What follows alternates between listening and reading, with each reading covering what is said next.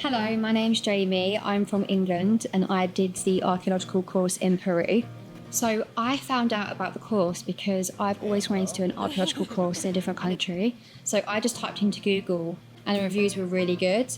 I emailed and I asked if I could have a video call with someone from the team, and straight away they got back to me and had a video call with me. So I feel like for me, having a face and a real life person answering my questions just like gave me that confirmation that I needed to book it. So I actually booked it, I think, a year in advance because I was so excited. I'm in Cusco, finally. I'm at the homestay now and I'm going to be here for 2 weeks. Got my own little ensuite. Bedroom for someone else. Bedroom for someone else. Shared bathroom. Living area. Kitchen area. Take you outside. So to work alongside the local Peruvian team was actually a dream. I've never met such a lovely group of people in a company, and the way they kept it so professional but also so friendly and down to earth, I was like really impressed with. And if we had any questions for the team, we can just WhatsApp them, they get back to us straight away. And there was like a little office space as well in Peru, like near where we were staying. So we would get dropped there and get like briefings on things, and we'd have workshops there and stuff like that. So that was amazing because I just felt really comfortable around them, and just if I had a question, even if I felt like it was a stupid question, I knew that they'd be happy to answer it for me. I have fish, sweet potato, yeah? If you don't like spicy, don't use, yeah? Do you want the rest of mine? Yes. So I'd say probably the biggest challenge or discomfort whilst being in Peru was probably how cold it was. So I knew it was going to be cold because obviously I looked up the weather beforehand, and I brought with me like coats, jumpers, gloves, that sort of thing.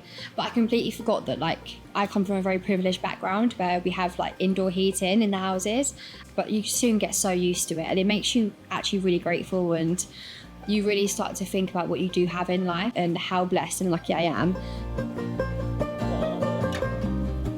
So the single most breathtaking moment I'd say of the trip probably was when we reached Machu Picchu. On the bus to Machu Picchu.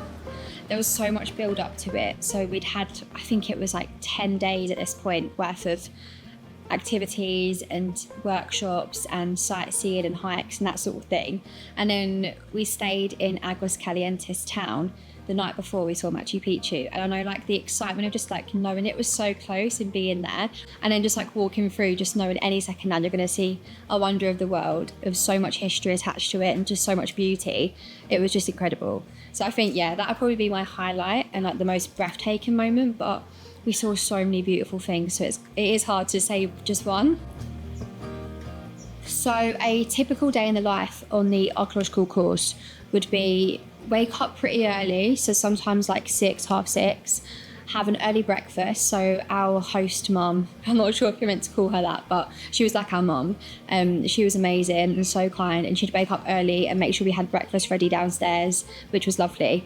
So we'd have breakfast, then we'd get picked up by our driver and we'd go to wherever we're going for the day. So for example, like Chinchero, for example.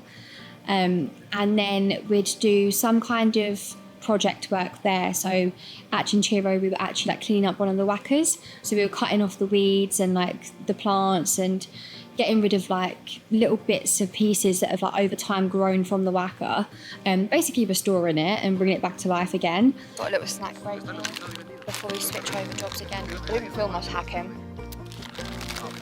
It's not for the camera. It's tough work. Got my Inca Cola. And then you'd get picked up from the driver and taken back to where you're staying. And normally Angeli, our host mum, would have lunch ready for us when we got back, which was lovely. And then after that, we'd have some kind of workshop probably back at the office. So for example, we'd have a workshop with a historian who would show us Inca ceramics and what the different icons on the ceramics mean and how you can identify the difference between certain things and what they were used for. It was really interesting. On one of the days we actually did like a ceramic drawing workshop, which I loved. So it was like properly how you would do it if you was an archaeologist.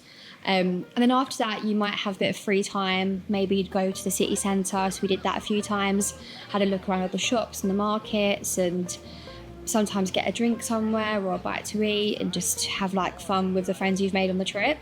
And then you'd have dinner at some point as well from your host mum. So yeah, really packed days, but honestly, so much fun, and I would do it all over again if I could.